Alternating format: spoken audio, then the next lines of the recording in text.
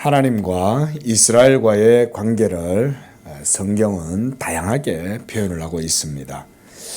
여호와 하나님은 이스라엘의 왕이시다.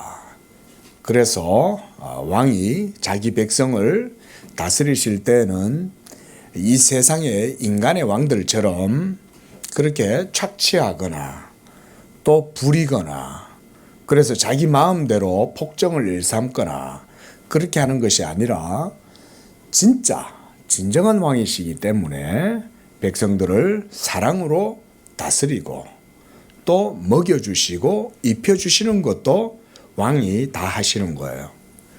그리고 또 왕이시니까 자기의 권세를 가지고 사방의 모든 이스라엘의 적대 세력들에게 그들에게서 백성을 또한 왕은 지켜주시는 분이죠. 또 하나님은 이스라엘의 남편으로 성경은 묘사하기도 합니다. 그래서 남편으로서 아내인 이 이스라엘 백성들을 항상 사랑하시는 분. 그래서 호세아를 통해서도 하나님은 고멜과 같은 그 이스라엘을 계속해서 끊임없는 자비하심과 사랑으로 돌보시는 것을 또 보여주죠. 그래서 하나님은 신랑이시되 자기 신부를 항상 그와 같이 사랑으로 돌보신다. 고멜이 얼마나 바람기가 많습니까? 바람이 나가지고 이 남자 저 남자 디스코텍 쫓아다니고 클럽 쫓아다니고 이러고 다니는 여자를 데리고 가가지고 야 가자. 어떤 남자가 그러겠어요. 내가 뭐 너 없으면 못 살겠냐 이러고는 그냥 뻥 차버릴 수도 있는데 그 여자를 찾아가가지고 다시 되돌아오게 하고 이러는 거잖아요. 또한 하나님은 이스라엘의 아버지시죠. 그리고 그 자녀된 이스라엘 백성들을 늘 하나님은 또한 아버지로서 교훈하기도 하고 또 아버지의 자유로우심으로 돌보기도 하고 그렇게 하시는 거예요. 때때로 아버지니까 훈화도 하고 교육도 하는 거예요. 자, 이렇게 하나님과 이스라엘과의 관계는 우리가 오늘날로 보면 하나님과 교회와의 관계와도 동일하다고 하겠습니다. 신약의 교회를 신학적으로 볼 때는 구약의 하나님과 그 이스라엘의 관계보다 사실은 더 적극적이고 진일보한 그런 관계 가운데 있다. 우리가 이렇게 볼 수가 있는 겁니다. 왜냐하면 구약은 아직은 이루어지지 아니한 약속의 시대였고 오늘날 신약의 시대는 그 말씀이 성취되어서 우리 가운데 모두 실현되어져 있는 바로 그런 시대이기 때문에 그렇습니다. 그래서 구약의 이스라엘과 하나님과의 관계보다 신약의 교회와 하나님과의 관계가 훨씬 더 진한 사랑의 관계, 훨씬 더 담백한 그런 하나님의 은혜를 누리는 그런 시대가 된 것입니다. 바로 그런 시대에 하나님께 부름을 받아 하나님을 섬기고 있는 우리 성도들의 삶 속에 그렇다면 하나님은 어떤 방식으로 자기의 일을 하고 계실까? 저 구약의 시대에는 하나님께서 선지자들을 보내기도 하시고 모세를 불러내기도 하시고 또 모세를 통해서 시내산에서 율법을 주기도 하시고 광야에서 메추라기와 만나를 먹이기도 하시고 낮에는 구름 기둥으로 밤에는 불 기둥으로 그들을 인도하시고 지키시고 보호하시고 인도해 주신 거죠. 그렇다면 오늘날 신약의 시대에 현대의 교회 성도들, 물론 여기서는 예수 믿는 성도들이겠죠. 그렇죠? 예수 믿는 성도들에게는 하나님이 하시는 일들이 무엇이냐? 우리가 이런 것들을 우리가 비교해서 생각을 해볼 필요가 있는 것이죠. 왜냐하면 오늘날에는 구름 기둥과 불 기둥이 없잖아요. 오늘날에는 메추라기와 만나도 없고 더군다나 오늘날에는 율법 아래에서 하나님을 섬기는 게 아니죠. 그래서 우리는 율법의 규례대로 하나님을 섬기지 않고 안식일도 지키지 않으며 그리고 칠칠절도 오순절도 맥추절도 사실은 지키지 않아요. 아유 목사님 맥추 감사절 하잖아요. 그거는 율법을 따라 하는 게 아니라 미국의 청교도 전통을 따라서 그냥 우리가 신앙의 유익을 위해서 하나님 앞에 그 날을 정해서 예배를 드리는 거지, 맥주절이라는 게 여러분 율법에 명한 대로 하는 게 아니에요. 네? 그러면 오늘날 우리는 하나님이 하시는 일을 어떻게 압니까? 이런 질문할 수 있잖아요. 그렇죠? 오늘날 여러분들이 하나님의 일이라고 하는 것은 우리가 말하자면 주일 한 날, 그렇죠?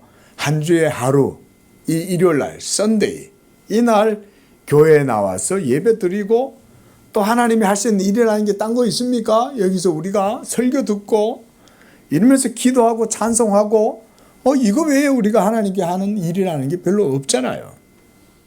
그러면 도대체 하나님이 하시는 일이라는 게 그럼 뭐냐? 우리가 이런 질문을 해볼 수가 있다는 것입니다. 하지만 말씀드렸듯이 신약의 시대는 구약의 시대, 그리고 구약 이스라엘 백성들과 하나님 사이에서 이루어진 그 관계보다 신약의 성도들이 하나님과 누리는 관계가 훨씬 더 진하고 훨씬 더 감미롭고 훨씬 더 담백하다, 이런 말씀을 드렸죠. 그렇다면 도대체 무엇 때문에 우리가 하나님과의 관계를 그렇게 이해를 하느냐? 여기서 우리가 하나님이 어떤 방식으로 자기의 일을 하고 계시는지, 그 하나님이 하시는 그런 일들을 묵상하는 것이 그래서 오늘날 필요한 시대다라고 할 수가 있는 겁니다. 자, 한번 질문 한번 해보겠습니다. 지난 한 주 또 숙제를 내드렸는데 숙제대로 어떻게 하나님 앞에서 믿음을 한번 살아보셨습니까? 한번 감사해 보셨어요? 예? 그렇죠? 예, 마음이 감사해야지. 뭐 입이 감사하면 뭐하냐? 마음이 감사해야지. 예. 늘 하나님으로 인해 가지고 그 마음이 어떤, 참 제가 어릴 적에 우리 교회 지금 돌아가셨는데, 얼마 전에 돌아가셨는데 소천하셨어요. 근데 참 그 목사님이 어릴 적에 하신 말씀이 제가 듣고 아직도 안 잊혀집니다. 예수 그리스도 안에 있는 성도의 마음의 평정심은 하고 내리는 폭포 아래에서도 기도해도 그 폭포 소리가 안 들릴 정도라는 거예요. 그 말씀이 아직까지도 저는 안 잊혀집니다. 어릴 때 들었는데 폭포 아래에서 앉아 있으면 그 소리가 얼마나 큽니까? 그죠? 귀가 시끄럽잖아요. 예? 시원해서 앉아 있어도 시끄러워서 오래 못 앉아 있지 않습니까?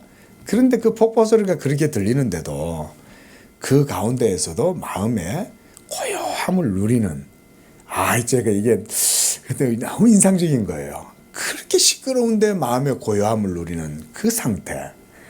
예? 하나님의 은혜 안에서 누리는 성도의 평정심이 그런 거다. 예. 우리 성도님들도 한번 그런 마음의 상태를 좀 믿음 안에서 유지를 했으면 좋겠습니다. 하나님이 일하고 계신다는 개념, 이게 우리한테는 사실 낯설어요. 그리고 이해하기가 쉽지가 않죠. 그런데 그분의 일하시는 것을 묵상하는 것은 더더욱이 어려운 일이 될 수가 있는 거죠. 아니, 하나님이 살아 계시는 것도 잘 모르겠는데, 목사님은 하나님이 하시는 일까지 묵상해라 그러냐? 라고 이런 생각이 들 수가 있겠죠.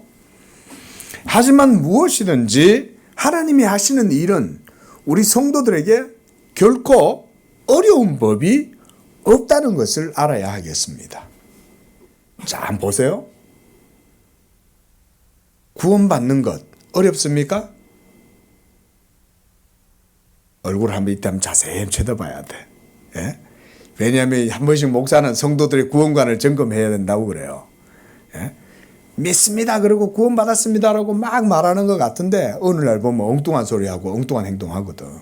예? 죽을 때 되면 저 절간의 스님도 부르고 저 성당의 신부도 부르거든. 목사는 항상 이 구원관을 점검을 해야 돼. 예. 자, 잠을 깨시고 다시 한번 물어봅니다. 자, 구원받는 거 어렵습니까? 쉽습니까? 그게 이제 정답이죠. 쉽다고 그랬어요, 분명히. 자, 성령 받는 것 쉽습니까? 어렵습니까? 예. 이제 말이 점점 이제 줄어들죠. 예. 기도 응답 쉽습니까? 어렵습니까? 예. 자, 복 받는 거 쉽습니까? 어렵습니까? 네. 네.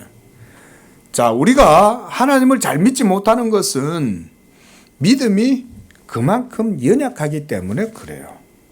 야, 여러분들이 다 쉽습니다 이렇게 말을 해도 속으로는 안 그렇다는 건 목사는 다 알아요. 그래도 그래 그렇지 라고 받아주는 거지. 자, 우리는 보지 않고서는 믿지 못하는데 그것은 우리의 육체의 본성 안에 있는 죄로 인해서 하나님의 성령을 쫓아서 행하는 일에 심히 둔하기 때문에 그런 거예요. 심히 둔한 거예요. 알고도 못해요, 우리는. 알고도 하기 싫어하고, 알고도 어떨 때는 막 일부러 거부하기도 해요. 성령을 거스른다는 게 그런 거죠. 그러나, 여러분, 하나님의 놀라운 능력은 믿음에서 나타납니다. 그래서 여러분이 예수를 믿으면, 그때부터 말씀드린 구원과 성령 받는 것과 기도의 응답을 받는 것과 또 삶의 형통하며 복을 누리는 것, 심지어 그렇게 밤잠을 설치면서 잠도 못 자고 수면제를 먹어야 되는 그런 사람들도 마음에 평안을 얻으면 잠을 자게 된다. 하나님이 사랑하시는 자에게 잠을 주시는 것입니다. 이 모든 게 다 믿음으로 이루어지는 거예요. 그러면 여러분들의 삶 속의 모든 일들이 다 쉽게 이루어지기 시작하는 것입니다. 이게 예수 믿음인 줄로 믿습니다. 이전에 믿음이 없었을 때에는 나의 열심으로 하나님의 의를 이루려고 했는데 그런 게 너무 힘든 거예요. 이게 아직 힘들지가 않으면 자기 열심을 가지고 하는데도 힘이 안 들어. 그럼 아직 이 사람은 겉절이가 아직 안 죽은 거야. 그런데 좀 해보니까 이제는 이게 힘들거든. 처음에 내 열심으로 열심히 했는데 막 기뻤어. 그거는 자기 의에 도취가 됐기 때문에 기뻤던 거예요. 막 그런데 이제는 막 이제 하면 할수록 이제 이 의무감이 되고 이제 기계적이 되고 이러다 보니까 자기 자신의 행위에 자기 자신이 걸려가지고 자유를 못 누리는 거예요. 그가 이것은 믿음으로 안 했기 때문에 그런 거예요. 믿음으로 하면 할수록 도리어 감사가 넘쳐나게 되고 감사가 넘치니까 자기가 행하는 모든 것에 의해서 하나님께 영광을 돌리고 자기가 행하는 행동에 자기 자신이 걸리지를 않는 거예요. 사로잡히지를 않는 거예요. 나중에 의무가 아니라 나중에는 복종이 되고 복종이 되니까 나중에는 어거지로 하고 이래 되면 하나님도 기뻐하시지 않는 거죠. 그러나 예수를 믿고 보니까 그런 게 너무나 쉽고 또 쉬울 뿐만 아니라 믿음으로 행하면 행할수록 기쁨이 배가 되는 것을 경험하게 되니까 기분이 안 좋을 수가 없는 거예요, 이게. 기분이 좋아지는 거예요. 나는 분명히 돈을 쓰고 나는 분명히 수고를 하고 나는 분명히 헌신을 하는데 노력을 하는데 그런 것 자체가 그때부터는 마음에 기쁨이 넘치는 거예요. 이걸 누가 알겠어요? 오직 하나님의 은혜 안에 있는 그 사람만 아는 거지. 기도도 마찬가지예요.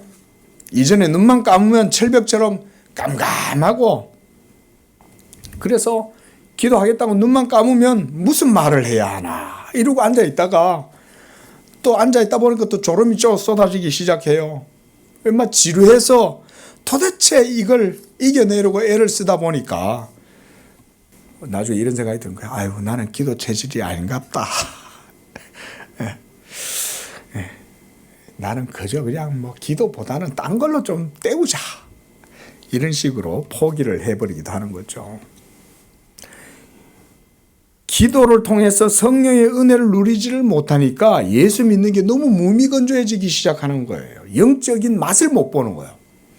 그러다 보니까 신앙생활이 형식적이 되고 그러다 보니까 신앙생활도 포기하게 되고 어떨 때는 교회 나오는 것조차도 하나님이 무서워서 교회를 나오기 시작하는 거예요. 예? 교회를 안 나오면 신의 저주의 화살이 내 뒤통수를 향해서 딱 겨냥하고 있는 것 같고, 예? 이렇게 되는 거죠. 그럼 벌써 그 사람은 지금 자기가 믿음의 길 가운데로 나아가고 있지 않는 거예요. 예? 오늘 제가 드리는 말씀 가운데 여러분들한테 혹시 하나라도 딱 걸리면 여러분들의 믿음에 거기에 구멍이 나 있는 거예요. 예? 하지만 하나님의 은혜와 사랑을 경험하지, 이런 사람은 하나님의 은혜와 사랑을 신앙생활을 통해서 경험하지를 못하는 거예요. 예. 그러나 예수를 믿게 되면 앞서 이런 사람과 정반대로 모든 일들이 가볍게 되는 거예요. 가볍게 느껴지는 거예요. 무겁지가 않아요. 그래서 예수님도 내가 주는 멍에는 무거워요, 가벼워요? 가볍다고 그러잖아요. 예수님을 따라가는 건 가벼운 거예요. 어려운 게 아니에요. 근데 왜 예수님이 그걸 멍에라고 그러셨을까요? 그거는 우리 육신의 연약함을 그렇게 표현하는 거예요. 우리의 육신이 성령을 거절하고 성령을 거스르고 성령의 도를 따라서 행하기를 싫어하니까, 그것 때문에 무거워하니까, 그래서 배가 부르면 밥 먹는 것도 귀찮잖아요. 그죠? 그렇잖아요. 배부르면 부잣집 자식들이 그러잖아요. 밥 먹어라 그러면 밥 먹기 싫어. 숟가락 드는 것도 귀찮아 그러잖아요.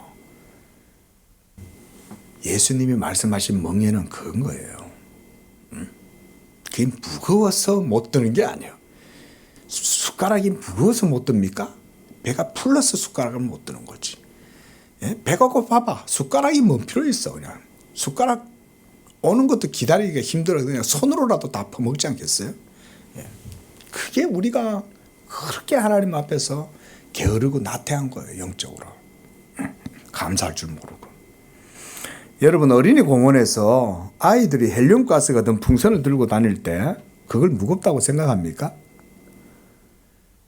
어린아이들 중에 100명 다 물어보세요. 한 사람도 그걸 무겁다고 생각하지 않습니다. 예. 만약 아이들이 그 풍선을 공중에 띄우려고 한다면 자기가 그 풍선을 띄워서 다녀야 되니까 얼마나 이게 귀찮고 힘들겠어요. 풍선이 이쁘긴 한데 이게 좀 자기 스스로 뱅뱅 공중에 이렇게 매달려가지고 달고 다니면 좋겠는데 이게 안 뜨니까 자기가 계속 띄워야 될 거 아니에요. 그럼 힘든 거예요, 이게. 그렇죠? 근데 어때요?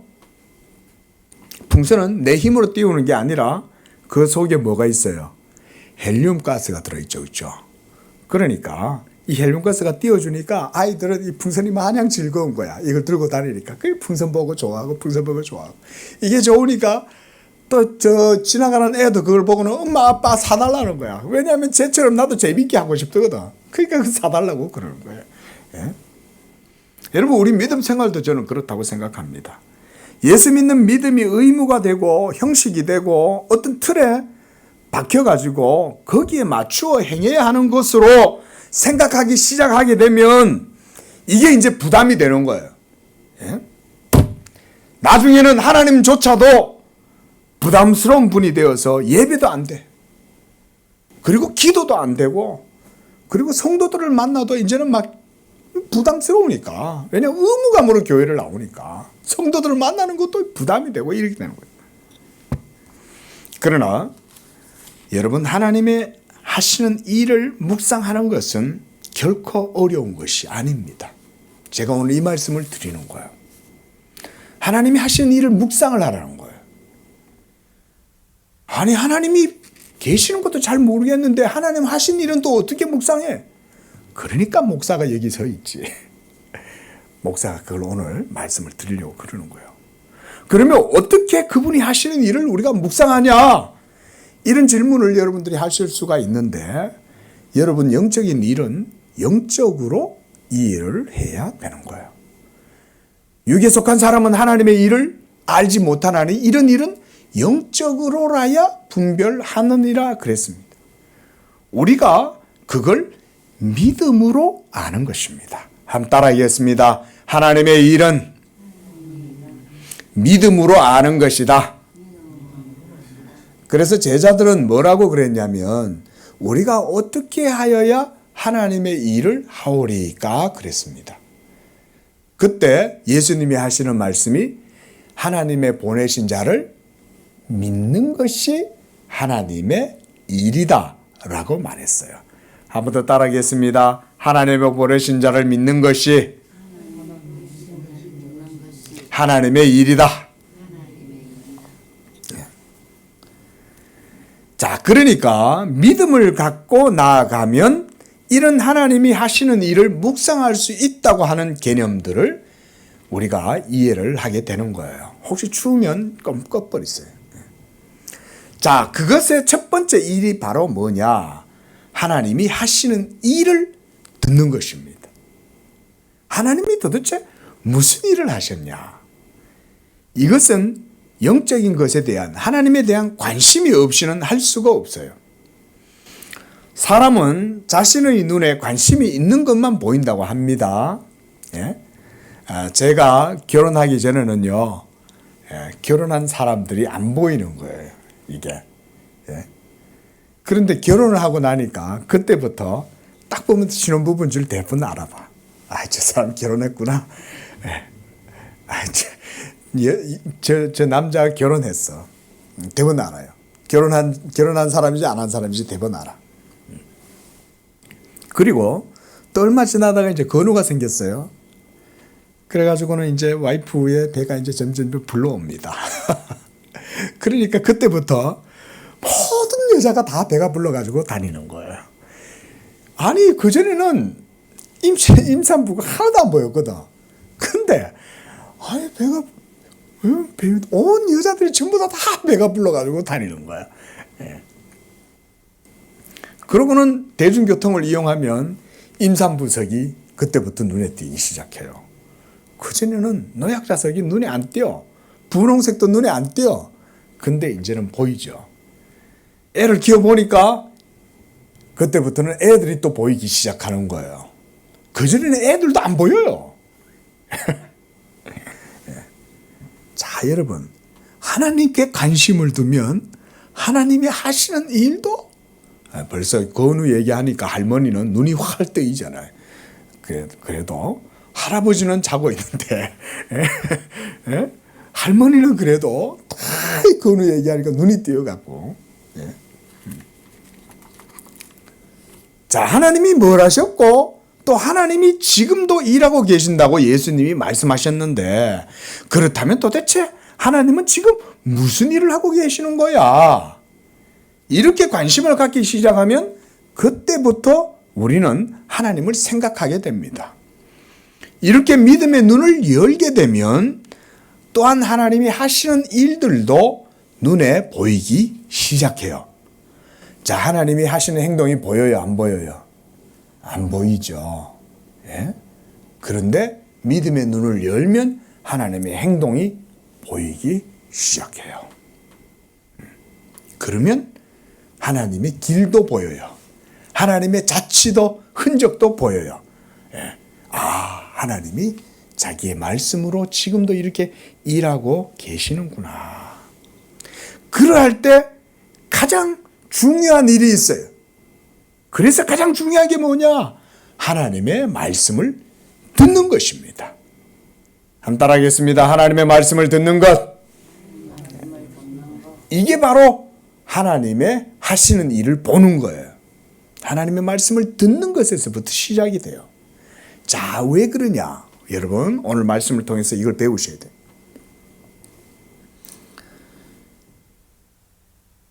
목사가 복음을 선포할 때에 그 말씀을 듣는 것이 바로 하나님 말씀을 듣는 겁니다. 이것이 지금까지 오늘 설교에서 여러분들에게 드린 말씀 중에서 가장 중요한 핵심이라고 할 수가 있어요. 예.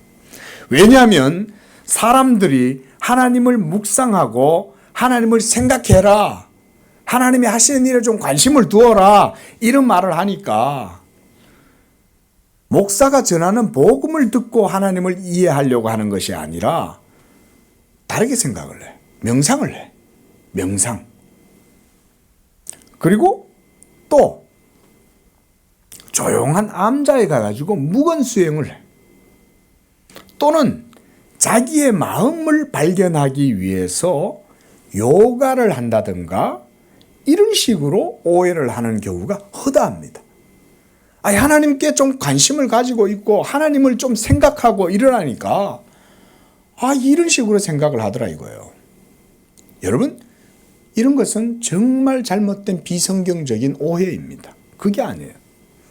하나님을 묵상한다든지 그분이 하시는 일에 대해 생각하는 것은 먼저 뭐가 선행되어야 하냐면 하나님의 말씀을 들어야 되는 거예요. 믿으시기 바랍니다.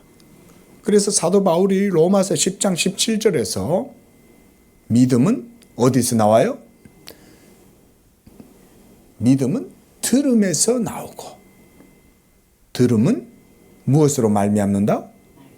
그리스도의 말씀. 말씀이란 말은 맞아요. 맞는데 그리스도의 말씀이다 그랬어요. 자, 우리 잠도 깨울 겸 로마서 10장 한번 찾아보세요. 이거 오늘 외우세요. 로마서 10장 17절.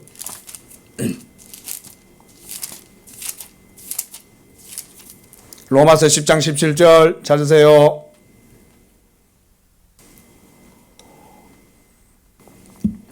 신약성경 253쪽. 로마서 10장 17절. 중요한 말씀입니다. 오늘 여러분들에게 하나님 생각하는 거 가르쳐 드리는 거예요. 자, 찾으셨죠? 자, 로마서 10장 17절 시작. 그러므로 믿음은 들음에서 나며 들음은 그리스도의 말씀으로 말미암았느니라 그랬습니다. 자, 우리가 금요일 날에도 제가 말씀드렸죠. 사도 바울의 말은 한마디 단어도 한 구도 절도 거저 읽어서는 안 돼요.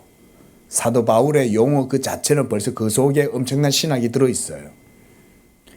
믿음은 이런 벌써 우리가 금요일 날 요즘 공부하고 있죠. 믿음에 대해서. 그 다음에 들음에서 나며 그랬잖아요. 그럼 여기서 들음은 뭘 의미하겠어요? 그 속에 벌써 하나님의 모든 신적 역사가 삼위가 그 속에 벌써 다 역사하고 있는 거예요. 우리가 금요일 날에는 은혜에 대해서 공부를 했습니다. 그렇죠? 하나님의 은혜 속에 벌써 삼위 하나님이 벌써 다 역사하고 있다 그랬죠? 믿음도 마찬가지인 거예요. 들음을 통해서 믿음이 일어나게 될 때 그 들음 자체 속에 벌써 하나님의 신적 역사와 행동이 그 속에 있는 거예요. 이렇게 보시는 거예요. 그러니까 그 들음 때문에 믿음이 생겨나는 거예요. 그러면 그 들음은 또 뭐냐 이거죠? 사도 바울이 여기서 그 들음은 바로 그리스도의 말씀으로 말미암는다 그러죠. 그 그리스도의 말씀이라는 것이 바로 복음을 말하는 거예요. 예수 그리스도의 복음을 목사가 여러분들에게 지금 전하고 있는 거죠. 그러면 이 복음을 여러분들이 들을 때 그 들음 속에 성령과 성부와 성자가 동일하게 같이 역사하셔서 그 믿음의 효력을 불러 일으키는 거예요. 효력이. 효과가 거기서 나타나는 거예요.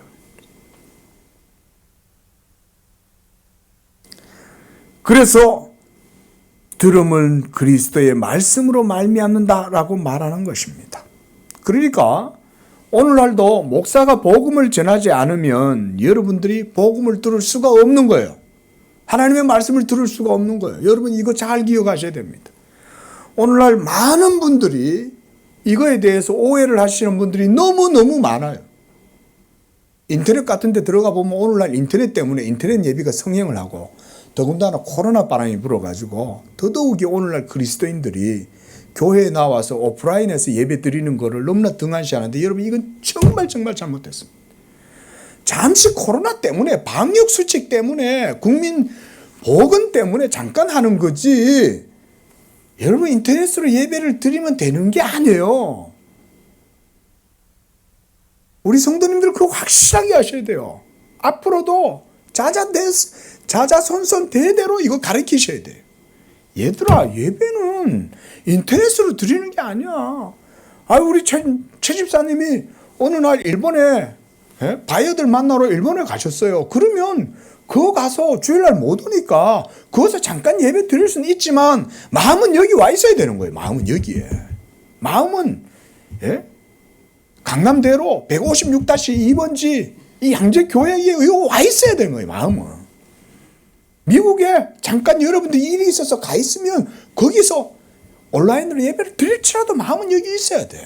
예. 여러분, 그게 성경적인 바른 교회에 대한 신앙이에요. 교회 나온다는 것은요, 하나님 앞에 나온다는 것과 같다고 생각하셔야 됩니다. 이게 오늘날 인터넷 시대가 돼갖고요, 사람들이 많이 왜, 심지어 어떨 때는 집에서 자기들이 성찬을 한대.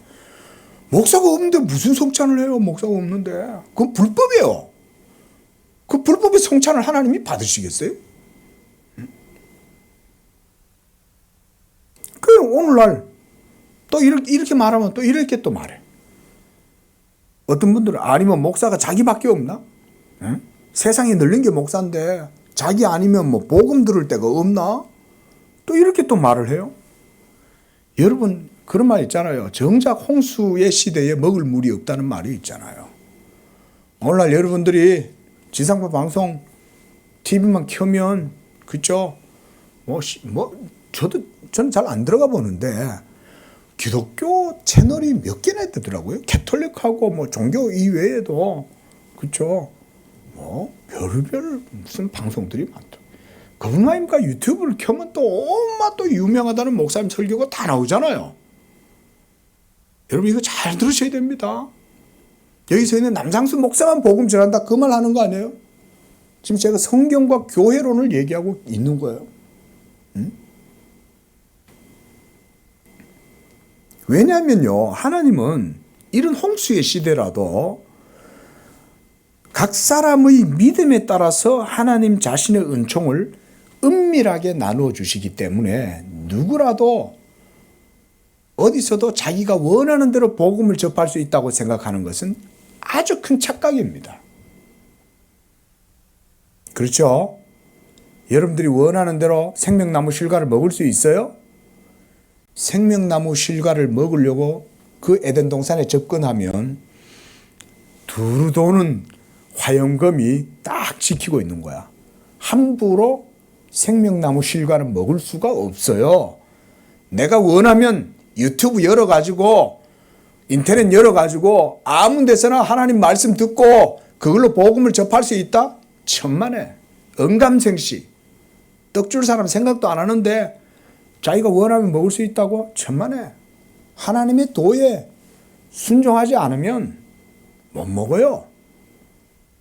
그래서 남 목사가 지금 여기서 여러분들에게 이렇게 떵떵거리고 얘기하는 거예요.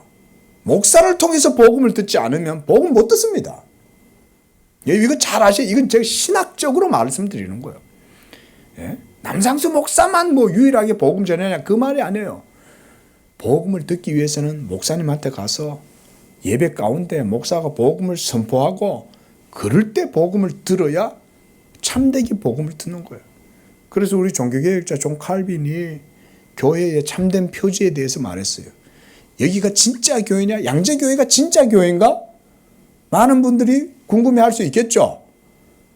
양재교회는 복음을 전함과 함께 또한 성찬을 바르게 행하고 그리고 성도들이 하나님의 말씀을 따라서 신앙생활을 배우는 것, 그 신앙의 법도를 따라서 믿음 생활하는 것, 이게 있으면 거기가 참교회예요.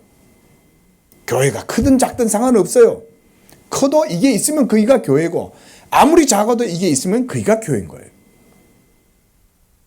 이거를 배워야 되는데 이런 거를 오늘날 모두 안 배워가지고는 다 지 마음대로 신앙생활하면 다 되는 줄 알아. 이건 큰 착각입니다. 보세요. 이스라엘에 3년 동안 기근이 있어서 모든 사람들이 굶어 죽어갈 때 오직 엘리사가 누구한테 갔어요? 사렙다 과부한테만 간 거예요. 그래서 예수님께서 누가복음 4장 25절에서 이렇게 말씀했어요. 엘리야의 시대에 하늘이 3년 6개월간 닫혀서 온 땅에 큰 흉년이 들었을 때 이스라엘에 많은 과부가 있었다. 그런데 엘리야가 그 중에 한 사람에게도 보내심을 받지 않고 있다가 오직 시돈 땅에 있는 사렙다의 과부에게만 갔다. 여러분, 홍수의 시대에 마실 물이 없을 때 마실 물은 오직 하나님의 은총과 자비하심 가운데 은밀한 부르심을 받은 사람들에게만 주어지는 거예요.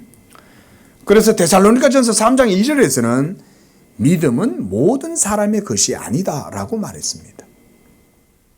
그것은요, 하나님 자신의 영광의 희소성과 가치를 드러내기 위해서 하시는 말씀이에요. 그 말이. 그러니까 하나님이 구하는 자에게 모두 다 믿음을 안 주신다 이 말이 아니에요. 그게 아니라 믿음의 가치는 널리고 널려갖고 싸구려처럼 그냥 남대문 시장, 동대문 시장에 가면 누구나 찾을 수 있는 그런 짜가들이 아니라는 거예요.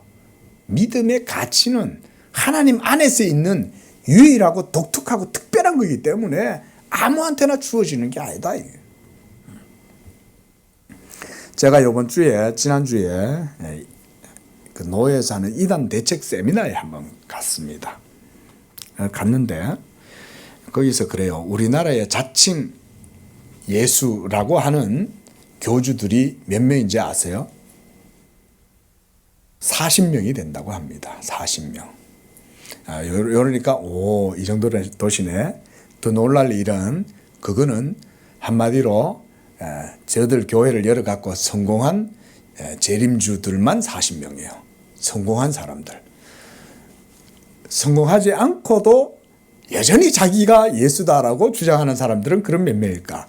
200명이 넘는다고 합니다. 200명이. 그리고 놀라지 마세요. 이단에 속한 사람들이 우리나라에 소위 예수 종교가 어딥니까? 이러면 기독교라고 찍으면서도 이단에 속한 사람들. 예? 그렇죠? 나는 기독교라고 딱 찍는 사람들. 그 사람들은 몇 명인지 아세요? 저도 놀랐어요. 200만 명이 넘는다고 합니다. 200만 명이. 우리나라의 기독교인이 몇 명이에요? 800만 되겠어요? 요즘 인구도 감소하고 기독교인들이 점차 줄어드는데 교계의 교세 통계표에 보면 아마 800만이 안 될 거예요. 근데 그 중에 200만이 이것도 이제 통계니까 200만이 이단에 속한 사람들, 재림주 쫓아다니는 사람들, 이런 사람들인 거죠. 예. 오늘날 그만큼 이단 사이비들이 넘쳐나는 시대잖아요. 홍수가 많으니까 그런 물 먹고도 잘 지내는 거예요. 그런 사람들은. 예. 흙탕물 먹고도 잘 사는 거죠. 이런 것만 봐도 믿음은 모든 사람의 것이 아니라는 성경의 말씀이 틀리지 않는 거라서 알 수가 있어요. 그리고 예수님은 말씀했어요. 많은 사람들이 넓은 길로 가고 좁고 협착한 길로 가지 않는다. 구원은 좁은 길에 있는데 좁은 길로 가지 않는 거죠. 넓은 길로 많은 사람들은 걸로 가는 거죠. 그 말씀을 그대로 보여준다고 생각을 합니다. 우리 양재교회는 저는 하나님께서 이런 시대에 말씀이 희귀한 이런 시대에 복음의 은혜를 베풀어 주시는 줄로 믿습니다. 복음을 듣는 것이 가장 중요한 일인 거예요. 복음을 들으면 거기서 우리는 하나님의 얼굴을 보게 됩니다. 또 복음을 들음으로 하나님이 하시는 일, 바로 영적인 진리에 속한 그런 하나님의 사역 방식들도 배우게 되는 거예요. 복음을 듣지 않으면 하나님 그분의 인격도 모르고 하나님이 하시는 일도 들을 수가 없는 거예요. 오늘 에스겔 선지자를 통해서 하나님은 바벨론의 포로가 되어버린 이스라엘 백성들을 향해서 하나님 자신께서 지금 무엇을 하고 계시는지를 말씀하고 계셔요. 지금 이스라엘 백성들은 어떤 상태냐면 바벨론에 지금 막 포로로 끌려가고 있는 상황인 거예요. 다니엘도 끌려갔고 에스겔도 끌려가서 에스겔은 지금 바벨론 강가에서 그발 강가에서 지금 하나님의 말씀을 받고 있는 상황인 거예요. 아주 음울한 이런 상태에서 지금 하나님께서 에스겔을 통해서 그 말씀을 하고 계시는 거죠. 불순종하고 범죄하고 타락해서 하나님의 진노와 징계를 당하고 그래서 결국은 바벨론에 정복당해서 왕으로부터 시작해서 모든 고관들과 모든 지배계층들이 다 지도자들이 끌려간 상황인 거예요. 그래서 그곳에서 그들은 그제서야 자신들이 그동안 조상들이 하나님을 바르게 섬기지 못했고 그리고 율법을 거슬러 범죄하고 악을 저질렀다는 것을 그때서야 깨닫게 된 거예요. 그래서 오늘 25절 말씀에 보면 주 여호와께서 말씀하셨느니라 라고 이렇게 시작합니다.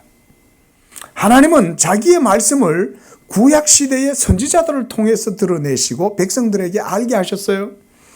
말씀드렸듯이 오늘날은 목사가 복음을 선포하고 증거할 때에 그것을 통해서 하나님은 자신의 말씀을 영광스러운 방식으로 드러냅니다. 여러분 이게 이제 청교도들이 그래서 이런 걸 강조를 했던 거예요. 그래서 오늘날 우리가 복음 선포를 아주 하나님의 특별한 하나님의 영적인 방식으로 이해를 하는 거예요. 믿으시기 바랍니다. 하나님은 이렇게 일을 하시는 거예요. 복음이 선포되고 여러분들이 그 복음을 듣고 그래서 그 속에서 하나님을 알게 되고 하나님의 가르침을 듣고 하나님을 알아가는 거예요. 이런 것이 바로 하나님의 복음의 영광스러운 방식이다. 청교도들은 이런 표현을 자주 사용을 합니다. 이것을 우리 성도들이 배우셔야 돼요. 오늘 이 말씀을 통해서 여러분들이 이런 관점을 여러분들이 가지셔야 돼요. 이런 개념을 가지셔야 돼요. 이 영적인 개념이. 지금은 성경 공부 시간이 아니기 때문에 제가 이것에 대해서 여러분들에게 더 많이 말씀드리지는 않겠습니다. 하지만 우리가 평소 말씀을 공부할 때 우리가 금요일 밤에는 기독교 강요를 강독하면서 공부하죠. 그리고 주일 오후에는 또 신앙 도서 강독, 요즘은 헤르만 바빙크의 하나님의 큰 일을 강독을 합니다. 자, 이런 것들을 하면서 제가 여러분들에게 자주 이제 말씀을 드리죠. 그런 것들이 뭐냐면 하나님을 알아가고 하나님이 하신 일을 듣는 거예요. 공부를 통해서. 그러면 그걸 통해서 여러분들이 지식이 생기는 게 아니라 믿음이 생겨나는 거예요. 믿음이 생겨나야 신앙지성이 살아나는 거예요.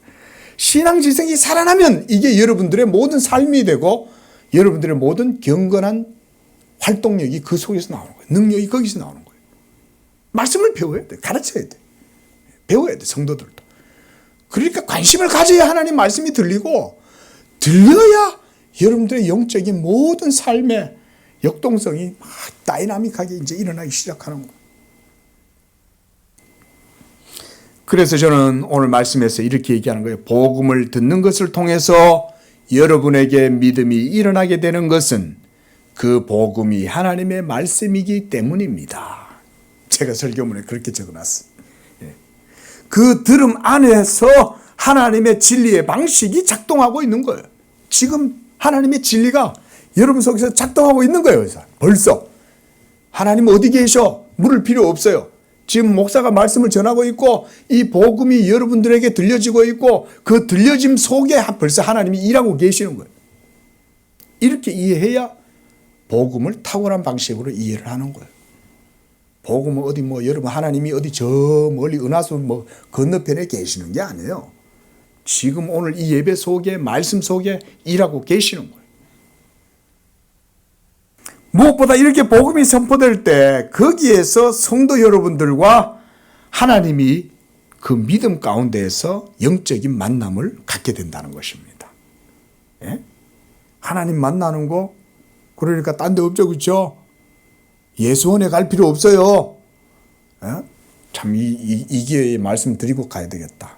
이단 세미나에 갔는데 그 강사인 진용훈 목사님이란 분이 그러셔요. 성도도 요즘 그 신천지가 교회 안에 많이 잠입해가지고 들어와가지고 엄청 많대요. 그래가지고는 대전에 여러분 그 큰 대전 침례 교회 막 대중적으로 재미있는 목사님 아시죠? 대전의 큰 교회. 예? 그 목사님이 하루는 이 이단 전문가 목사님한테 연락이 왔대요. 그래서 목사님 우리 교회에 내가 이단자들 색출을 못 하겠는데 색출을 좀 해달라고. 그래가지고는 이 목사님이 신천지에서 빠져나온 사람들 팀들이죠. 이 팀들을 데리고 그 큰 교회 대형 교회에 갔대. 갔는데 그 목사님이 그 세미나에서 색출해낸 사람만 해도 벌써 6, 7명이 되는 거예요. 갔는데. 예? 그래가지고 벌써 있는데 딱 목사님이 이래 보니까 성가대에서 다 주보를 가지고는 이렇게 자기 얼굴들을 이렇게 막 가리고 있더래. 이렇게. 왜 가리냐면 아니까. 빠져나온 사람들이 같이 거기 있었다는 거 알거든. 근데 이 사람들 아직 안 나왔으니까 거기서 이래가지고 이런 거. 그래가지고 방송실에서 카메라로 딱 그걸 찍어가지고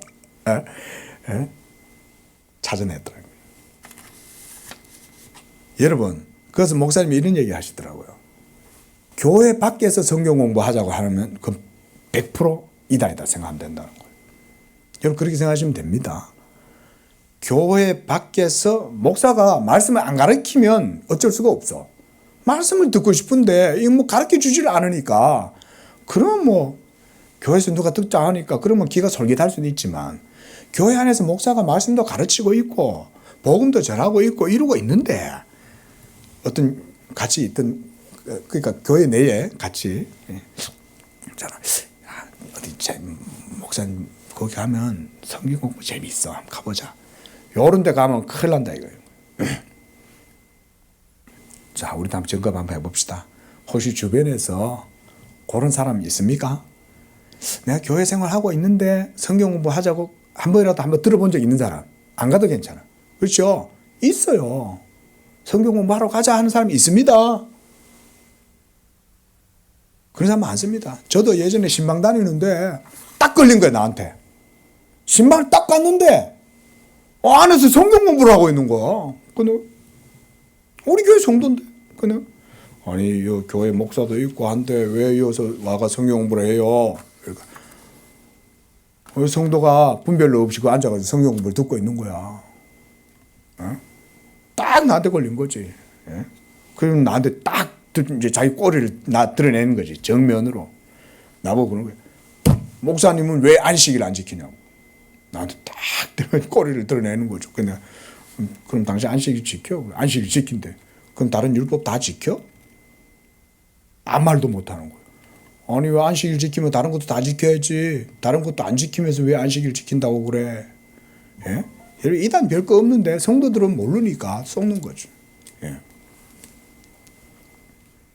여러분 딴 거 아닙니다. 하나님이 하시는 일은 교회에서 이렇게 예배 때 복음이 선포되고 하나님 말씀이 목사와 사역을 통해 가지고 말씀이 전해지고 가르쳐지면 거기에 벌써 여러분들의 믿음이 있고 거기에 하나님이 일하심이 있고 그 속에서 우리가 하나님을 배워가고 알아가는 거예요. 예? 이렇게 복음을 듣고 그 내용을 알게 될 때 우리가 거기서 가장 먼저 하나님이 어떤 분인가를 알게 되는 거. 이게 중요한 거예요.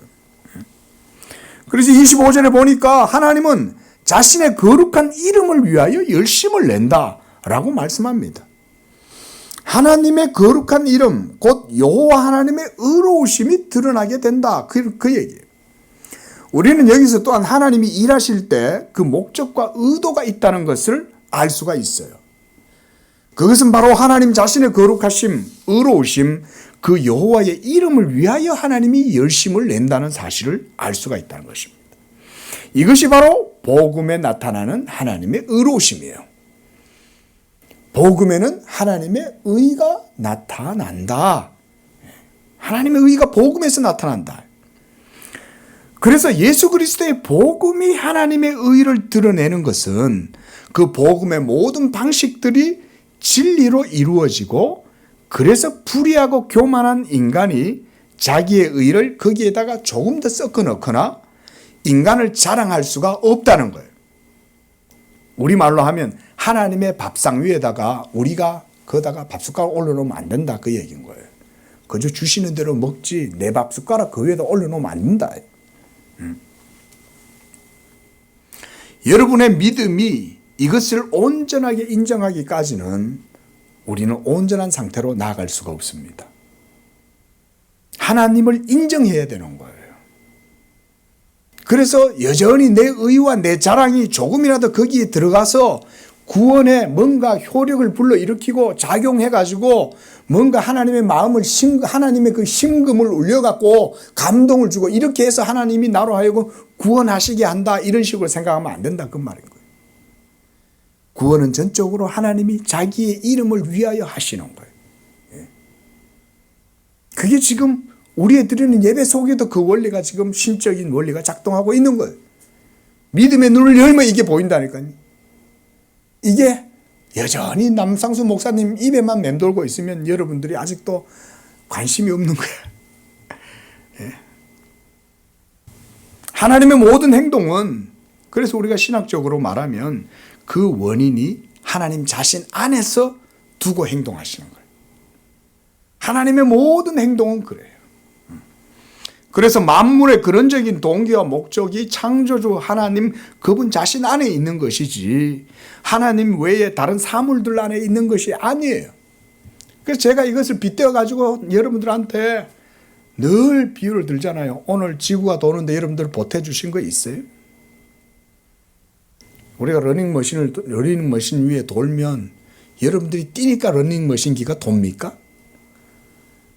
러닝머신기가 도니까 여러분들이 그 위에서 달리는 거지. 여러분들이 뛴다고 러닝머신기가 돌아가냐고요. 지구에 있는 사람들이 다 한 방향으로 뛰면 지구가 돌아갑니까? 예? 아니잖아요. 그래서 제가 그런 비유를 일부러 그렇게 드리는 거예요. 거친 표현이지만. 예? 그런데 우리는 정작 삶을 살 때 그렇게 생각 안 하잖아요. 내가 천상천하 유아독전, 예? 내가 생각하는 대로, 예? 모든 세계가 움직이고 내가 세상의 중심이야 라고 생각을 하고 살아가잖아요. 이게 인간의 교만한 삶이잖아요. 하나님도 그렇게 생각한다. 하나님도. 내가 원하면 하나님이 내게 와줘야 되고, 내가 기도하면 하나님 내 기도 들어줘야 되고, 내가 믿으니 나를 구원해 줘야 되고, 이런 식으로 생각을 한다 이거죠. 정작 그러면서도 그 하나님께는 합당한 영광은 돌리지도 않으면서.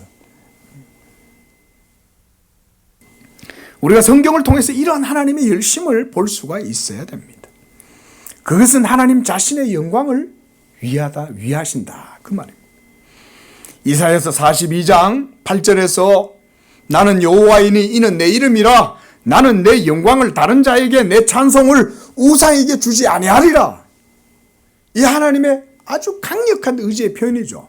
나는 내 이름이다. 여호와는 내 이름이야. 이건 하나님의 자존심을 얘기하는 거 아닙니까? 하나님의 존귀하심, 하나님의 존엄성, 그거를 그대로 하나님이 표현하시는 거잖아요. 다른 자에게 내 영광을 주지 않겠다는 거예요. 사람에게, 여러분들에게도 하나님의 영광을 빼앗기지 않겠다는 거예요. 이사야서 48장 11절에서 또 이렇게 말씀합니다. 자, 이거 한번 찾아볼까요? 이사야서 48장 11절. 시작.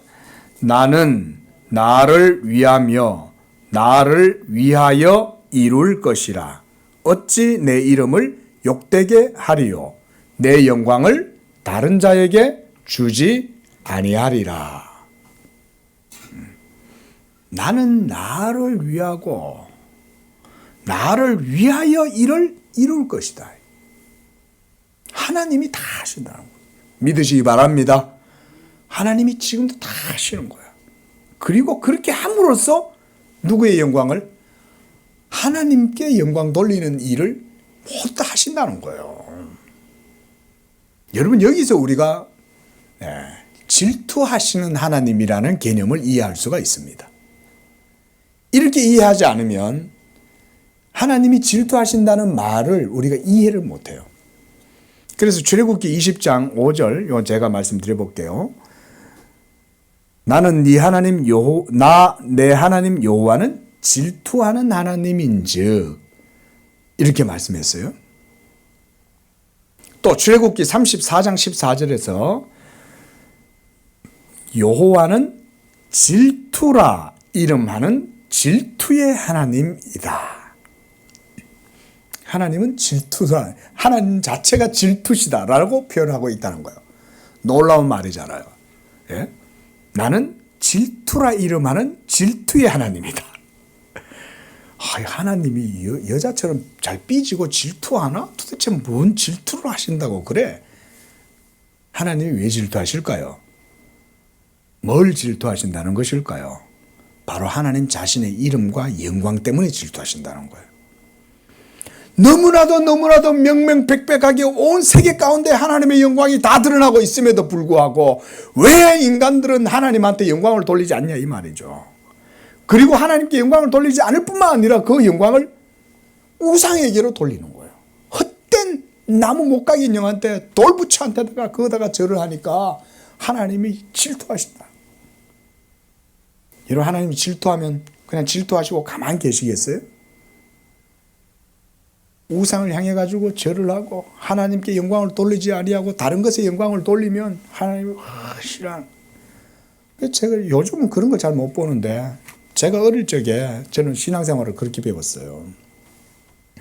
예배 시간에 여기서 찬송을 하면 우리가 찬송도 사람한테 안 했어. 제가 어릴 적에는 그렇게 배웠어요. 우리 어린이가 여기서 성구 암송을 딱 하고 들어가도 이거는 하나님께 드리는 영광 돌리는 행위이기 때문에 제가 애한테 성구 암송 시키는 건요, 다른 의미가 있지 않습니다. 성구를 암송해서 애가 하나님 말씀을 배우는 측면도 있겠지만 그거보다 하나님 말씀을 외움으로써 하나님께 영광을 돌리는 거예요. 그게 제일 큰 거예요. 그래서 여기서 뭐 성구 암송 하라 하지 성구 암송 잘한다고 자랑시키려고 하는 게 아니에요. 여러분 오해하시면 안 됩니다. 그래서 이걸 암송하면 우리가 박수를 막 치면 저는 사실 마음이 하나님한테 좀 미안해요. 물론 잘했다라고 이렇게 하는 것도 뭐 우리가 한번 봐줄 수 있지요. 이렇게 보면 되겠지만, 예? 찬양도 누가 앞에서 찬송을 했어요. 그러면 그 찬송도 잘했다고 사람한테 박수 칠 게 아니죠. 제가 어릴 적에 사실 신앙을 그렇게 배웠죠. 예. 우리 성도님들이요. 그렇게까지 사실 하신다고 해도 문제 될 거 없어요. 아니, 하나님께 영광 돌리면 그게 우리한테 기쁨인데, 우리끼리 막 기뻐하면 뭐해? 안 그래요? 하나님께 제대로 영광을 돌렸으면 사실은 그것으로 모든 건 다 충족돼요. 예? 이런 걸 우리 교회도 점점 이렇게 성장해 나가면요, 우리 교회가 이런 신앙의 양식들을 좀 가질 필요가 있다. 그러니까 하나님의 최고의 가치 기준은 바로 하나님 그분 자신인 거죠. 하나님 그분 자신이 모든 만물의 원인이실 뿐만 아니라 모든 영광도 그러니까 당연히 하나님께 받아 돌려야 되는 거죠. 예. 저는 어릴 적에 이 신학을 이해를 못해서 하나님이 되게 이기적이라고 생각했어요. 실제로 어릴 때. 예. 하나님이 되게 이기적인 분이다라고 생각을 했어요. 왜냐하면 하나님을 몰라서 그랬던 거예요. 하나님이 어떤 분인가를 알면 그렇게 하지 않을 수도 없을 뿐만 아니라 도리어 그 하나님을 알므로 영광을 돌리면 그때는 내가 기뻐지는 거예요. 이거를 그때는 몰랐던 거예요. 하나님께 영광을 전적으로 돌려야 내가 기뻐지고 내가 자유해지고 내가 진짜 거기서 영적으로 충만해질 수 있다는 것을 그때는 그것까지 몰랐죠. 근데 하나님의 의도는 그게 아니었던 거죠. 네가 나에게 전적으로 나를 인정하고 내게만 영광을 돌리면 거기에 너의 기쁨이 진짜 있어. 거기에 모든 도덕적 만족감도 거기에 있어. 그거를 나이가 이제 들어서야 깨달았던 거죠. 우리 성도님들의 믿음이 그와 같으시기를 축원을 드립니다. 예. 조금 더 말씀 보겠습니다. 이런 믿음이 하나님을 인정하는 믿음입니다. 기독교의 복음에 대한 교훈과 이해도 동일합니다. 여러분, 우리가 예수 그리스도의 복음의 말씀을 따라서 하나님을 섬기잖아요. 복음의 원천은 하나님 자신의 의로우심에 그 기초가 있어요. 여러분들이 복음을 배울 때도 신앙생활을 하실 때도 이 복음을 그래서 제대로 배워야 되는 거예요. 제대로. 복음이 하나님의 영광을 드러내고 하나님의 의로움을 드러낸다는 것을 알지 못하고 신앙생활을 하면 모든 신앙생활의 과정 속에 시간 속에 악순환이 반복이 돼. 그래서 인간적인 요소가 그 속에 항상 같이 이렇게 끼어 들어가. 스며들어가. 그러면 그게 좋을 것 같지만 결국은 여러분들의 모든 신앙의 삶을 좀먹어요. 여러분들의 영적 삶을 좀먹어요. 그러면 여러분들의 신앙의 자유, 여러분들의 신앙의 안식, 평안 이런 것들을 누릴 수가 없어요. 항상 뭔가가 구름 끼듯이 끼어 찝찝해. 예. 그러나 복음에 나타나는 하나님의 영광과 의로움을 여러분들이 바르게 인식하면 영적 삶에 가뿐해져요. 예. 자유함을 누려요. 어떤 어려움이 있어도 금방 이겨내고 영적인 담대함과 자유함과 확신이 생겨요. 예. 그래서 오늘 이 본문에서도 하나님이 열심히 하시는 일이 있다고 그래요. 그 일이 무엇이냐? 그것은 또한 장차 어떻게 이루어지게 될 것이냐? 이런 게 우리가 예언서를 통해서 배우는 거죠.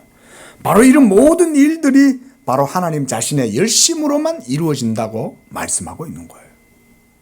여러분들이 예수를 믿고 있는 이 자체도 벌써 하나님의 열심에 의해서 이루어지고 있는 거예요. 믿으시기 바랍니다. 이거를 우리가 그러니까 뭔지를 배워야 되는 거예요. 잘 모르시면 지금부터라도 배우려고 관심을 가지세요. 이번 한 주 숙제. 이번 한 주 숙제는 하나님이 하시는 일이 뭐냐? 특히 내 안에서 하나님이 나와 함께 나를 위하여 어떻게 일하고 계시냐? 여기에 여러분들이 관심을 가지고 이번 한 주 이 숙제예요. 다음 주 물어볼 거예요. 자, 정리하자면 이런 거예요. 하나님이 일하신다고 할 때 그 일이라는 것은 바로 예수 그리스도의 복음을 의미한다고 보면 돼요. 복음. 바로 하나님의 구속 사역이죠. 여러분들을 구원하시는 사역. 그래서 하나님께서 자기의 영광을 위해서 일하실 때 하나님의 열심을 성경은 말하고 있어요. 특히 이사야 선지자. 이사야서 9장 7절에서는 이렇게 말합니다. 그 정사와 평강의 더함이 무궁하고 다윗의 왕자와 그의 나라를 굳게 세우고 지금 이후로 영원히 정의와 공의로 그것을 보존하실 것이라. 여호와의 열심히 이를 이루시리라. 여호와의 열심을 말하고 있죠. 또 이사야서 37장 32절에 이는 남은 자가 예루살렘에서 나오며 피하는 자가 시온산에서 나올 것임이라. 만군의 여호와의 열심히 이를 이루시리라. 또한 57장 17절 공의로 갑옷을 삼으시고 구원을 자기의 머리에 써서 투구로 삼으시며 보복을 속옷으로 삼으시며 열심을 입어 겉옷을 삼으시고. 이사야 선지자의 문학적 문체가 아주 뛰어나게 표현되고 있잖아요. 열심을 겉옷으로 삼으시고 뭘 하시냐? 하나님이 일을 하신다는 거예요. 예. 자, 지금 시간에 이걸 다 말씀드릴 수는 없고 딱 핵심적인 요약. 이게 바로 뭔 얘기냐? 이사야 선지자가 하나님의 열심이라고 할 때 그 열심이 뭐냐? 바로 예수 그리스도의 복음을 말하는 거예요. 복음이 그와 같이 하나님의 능하신 행동이 그 복음 속에 나타난다, 그 얘기인 거예요. 하나님을 보고 싶습니까? 그럼 복음을 들으면 되는 거예요. 하나님의 행동을 알고 싶습니까? 복음을 배우면 되는 거예요. 복음 속에 그와 같은 하나님의 진리의 방식이 역사하고 일하고 있는 거예요. 여러분, 이건 남상수 목사가 독창적으로 얘기하는 게 아니에요. 이건 사실 청교도들에 의해서 벌써 이런 설교들이 다 이루어졌어요. 우리가 청교도 설교를 안 들어봐서 그렇지. 자, 그 외에도 우리가 이제 시간이 가서 제가 마무리를 하려고 그럽니다. 그 외에도 본문에서는 계속해서 하나님이 하시는 일들에 대해서 얘기하죠. 27절에서는 내가 그들을 만민 중에서 돌아와서 적국 중에서 그들을 모아내고 그래서 나의 거룩함을 나타낼 것이다. 28절에서는 내가 그들을 모아서 고국 땅으로 돌아오게 하고 한 사람도 이방에 남겨놓지 않겠다. 한 사람도. 이 말은 저 구약의 이스라엘 백성들, 아브라함의 혈통에서 난 자들을 의미하기도 하겠지만 그거보다는 예수 믿는 온 세계 가운데 퍼져 있는 하나님의 택한 백성들을 말하는 것입니다. 하나님의 이스라엘, 전 세계에 퍼져 있지만 하나님께서 자기의 교회 가운데로 불러 모으시겠다, 그 말인 거예요. 그래서 28절에 보면 그들이 내가 여호와 자기들의 하나님인 줄을 알게 될 것이다, 그 말이에요. 오늘 우리는 예수 그리스도를 통해서 만군의 하나님, 이스라엘의 하나님이 바로 우리의 여호와신 줄로 믿는 줄로 믿습니다. 우리는 다 예수 믿음으로 여호와 하나님이 우리의 하나님이시잖아요. 이 에스겔에게 하신 이 예언의 말씀이 성취가 되었죠. 그래서 29절 말씀에 내가 다시는 그들에게 내 얼굴을 가리지 아니하겠다 그러잖아요. 오늘 이렇게 주일날 나와서 예배 드리고 하나님 말씀 듣는 것, 이게 바로 하나님의 얼굴 대하는 건 줄로 믿으시기 바랍니다. 이거 이단적 주장 아니에요. 말씀드렸듯이 이게 바로 하나님 대하는 방식이에요. 복음을 목사가 선포하면 그 복음 속에 하나님이 자기의 얼굴을 여러분들에게 나타내 보여주시는 거예요. 그리스도 예수의 얼굴에 빛나는 그 하나님의 영광을 아는 빛이 복음 선포를 통해서 여러분들 가운데 비춰지면 여러분들 얼굴을 보는 거예요. 그러니까 오늘 여기서도 내가 다시는 내 얼굴을 그들에게 가리지 않겠다. 왜? 죄의 문제가 다 해결됐기 때문에. 죄의 문제가 다 해결되니까 다시는 더 이상 하나님의 얼굴을 가릴 필요가 없어. 율법의 베일로 여러분들과 하나님이 베일에 가려가지고 만나주실 필요가 없어요. 예수 십자가에서 모든 율법의 의가 다 성취되었으므로 더 이상은 하나님이 베일 속에서 여러분들을 만나주시지 않아. 내가 다시는 내 얼굴을 가리지 않겠다.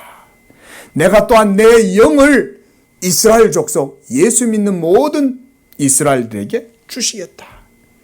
오늘 우리 가운데 이 영이 역사하시는 줄로 믿으시기 바랍니다. 예수 믿는 자들에게 영을 주심으로써 이와 같이 하나님이 여러분들과 만나시고 그 가운데 자기의 일을 드러내시는 것입니다. 기도하겠습니다. 거룩하고 자비로우신 하나님 아버지, 오늘 이와 같이 주님의 귀한 말씀을 통해서 지금도 하나님이 우리 가운데 역사하시고 특별히 복음 선포를 통하여 진리의 방식 가운데 자기의 그 영광의 얼굴빛을 우리에게 지금도 나타내신다고 말씀했습니다.